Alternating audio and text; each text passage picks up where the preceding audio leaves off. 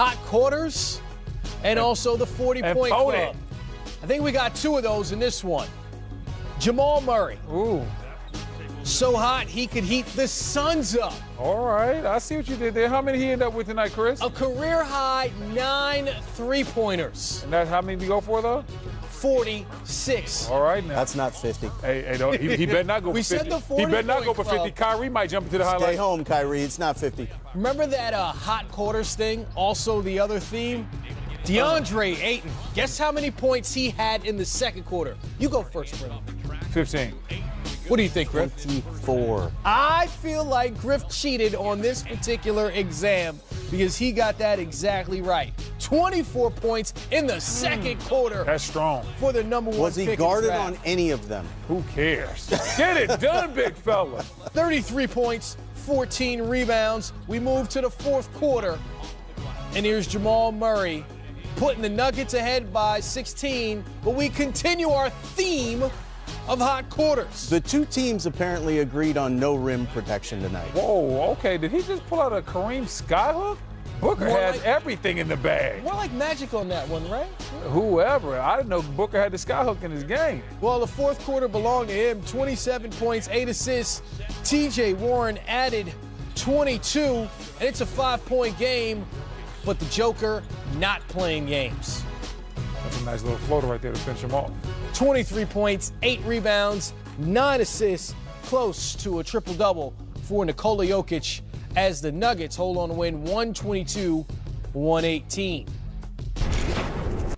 So Jamal Murray being a part of the 40-point club on Saturday, he was incredible. And he's the kind of guy that when he gets it going like that for Denver, he's that scorer that they need to carry that load.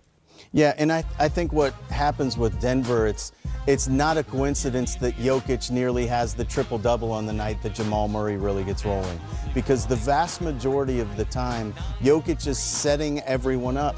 They're relying on his ability to be a playmaker and a passer and cutting Jamal loose to be a scorer, and it works out very well for them. But it's very rare that you'll see Jamal have a big scoring night and Jokic not be the one who's giving him the vast majority of the love. Yeah, the thing about Jamal is that he plays off Jokic incredibly well. And that works for this team because when Jamal and Gary Harris are healthy, they're both more like combo guards, and the Joker has more of the point guard feel. So it's a perfect fit. I don't think Denver could have put it together any better if they tried. And Jamal tonight was absolutely on fire. He has that three-point ability. He can put it on the floor. And then he has that confidence. He has that swagger that allows him to get hot because he believes in himself like no other. Second straight week, we're looking at the Denver Nuggets with the best record in the West. It seems as if through injuries, they're able to play and play at their best. I mean, Paul Millsap, Gary Harris, when you go down the list, I mean, technically Isaiah Thomas or Michael Porter Jr., they're playing through injuries with guys who aren't taking the court or getting hurt during the season and still on top of the West. Yeah, and here we are in Mike Malone's fourth year as the head coach there, and you can tell that what he's attempting to do, although these highlights tonight in the Suns game were not indicative of that, you can tell that what he's trying to do on the defensive end has taken hold as well. They have come light years from where they were at one point. I hate to use that phrase, but they've come so far in the time that Malone has been the coach that you can see it, and specifically in Jokic himself. He was a very poor defender at one time in his career, and he is now, at least analytically, a real lift for that team on that side of the ball. Well, what's interesting is when you mention defense and you think of fourth quarters, two names can come to mind. Kevin Garnett and Jimmy Butler had a conversation about why Jimmy wanted to get out of Minnesota. That's very interesting.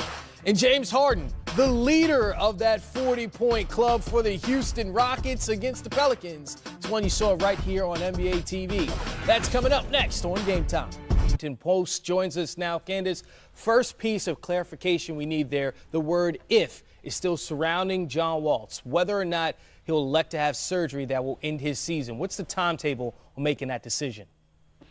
It seems like it'll be a couple of days, but he's on the path to he's on the path to surgery. He actually is back in the building today, and he's walking around with a bulky walking boot, and that's a telltale sign that he has to stabilize the left heel.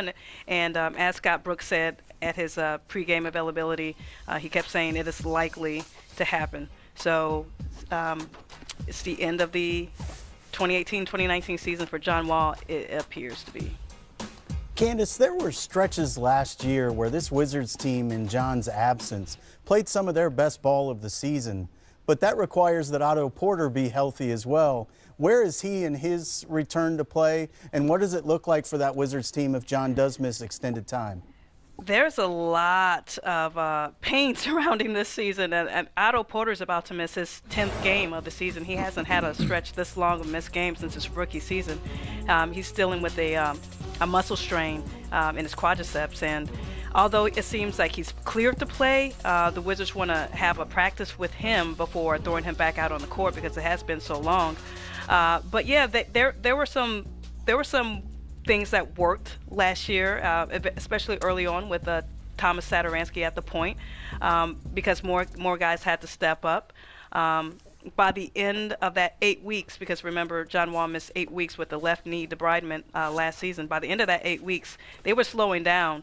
Thomas was slowing down, and they did need Wall to come back. But I would imagine the Wizards have danced this dance before. They know how to fill in without him. But right now Otto's out. Markieff Morris could be out for a little while with an upper back neck issue that he's been dealing with, and of course Dwight Howard, who they brought in this summer expecting him to be this great option for them at the 5. He's still recovering from his spinal surgery, so who knows when the Wizards will look whole. Guys looking like the walking wounded out there right now, but we have seen this Wizards team be in this situation before, and we've also seen them bounce back. What will this say about the Wizards and how they mix and mesh with John Wall moving forward if this team does make a run and go to the playoffs without John Wall being a part of the roster? Ooh, look at you looking forward. They are 10 games below the 500 mark, and although they do play in the East, I totally get that. To be where they're at right now, they have dug themselves in quite a hole. I don't envision, a great rally, let's win one for the Gopher or Gipper, whatever that cliche is, type of movement happening. They're just the hole is very big. The hole is very deep. So if they do make that push, as you say, that would be very interesting. But they are locked to John Wall, and John Wall is locked to them. Especially considering next year when that Supermax contract comes back. So no matter what happens this year, playoffs or not, John Wall will be back, and he'll be here for the long term into his 30s. So something will have to be figured out between now and then. Well, Brad's been carrying a load in December, playing almost 40 minutes a night, averaging 26, 6, and 6. Has there been any discussion as far as Scott Brooks saying, like, we have to lighten the load on Brad before we have an issue with him? Yeah, that has to happen, and Scott Brooks is a big believer that it's not just the game minutes. He believes that shortening their time in practices and shoot around and things that we don't get a chance to see, that will help him along. But still, Brad had to do a lot last year in the absence of John Wall. Although they had Thomas Satoransky filling in at the point guard, Brad had to play make. He had to, create for himself. And we saw a little bit of a preview of that last night in the fourth quarter. It was basically the Bulls versus Brad Beal, and he couldn't beat the Bulls by himself. And moving forward, he's going to need some help, and he will be playing a lot of minutes. I totally see that happening, but there's got to be somewhere or somebody on this roster to kind of be his Robin. Candace Buckner, appreciate your time. Thank you for your insight from the Washington Post. Thank you. Anytime. Thank you. All right, Griff, let's start with you, because if you're a GM like Ernie Grunfeld, there's a lot that you have to handle with this team and trying to figure out where you're going. So let's start with John Wall. Next year, that Supermax kicks in. 4 years, $170 million. This will be the second season in which his year comes to an end early. How much of his albatross is that on this roster now, seeing what John has been through the last 2 years? Well, it's worse of an albatross if you don't have him take care of it now, and if you don't get in front of it. The timeline that you've seen sort of rumored out there of 6 to 8 months of return to play would indicate that the injury is actually a spur on the Achilles insertion of his heel. And that's a significant issue.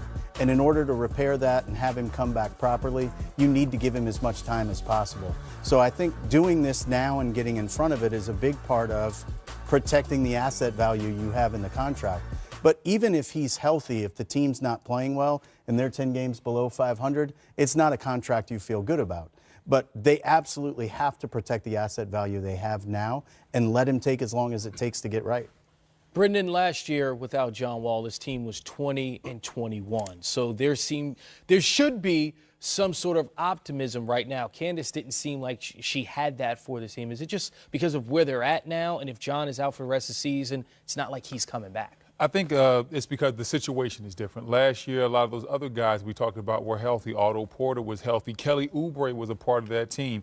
And so when you see where this team is now, with Austin Rivers being shipped out, Kelly Oubre being traded, injuries to Dwight Howard and many others on this roster, it's hard to say whether they're going to be able to make a move because, yeah, they made that move last year, and Satoransky was able to do some things as far as kicking the ball ahead to guys like Otto and Beal and letting them eat. Instead of dominating the way John Wall plays. But this year, I'm not sure if they have the depth to do that or make that run. But it will be telling how this team bounces back and how they respond. Because if they do make this type of run, there's going to be a lot of whispers and a lot of people saying, hey, what should we do about that contract? And the fact of the matter is, everybody in D.C., you're stuck with it.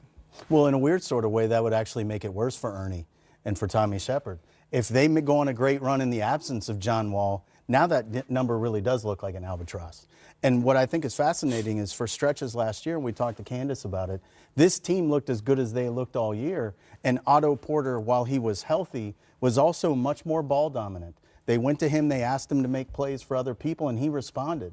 So the number he's on sort of requires that he be asked to carry more of a load. So you can make Otto look more valuable and more worthy of the number he makes and still be in jeopardy of making John's number look even worse than it does currently. Certainly, I think when the trade deadline comes around, you and I will be sitting here having a discussion if whether or not the Wizards will be buyers or sellers. Can't wait. Buyers? What are they going to buy? They got a whole team full of bad contracts.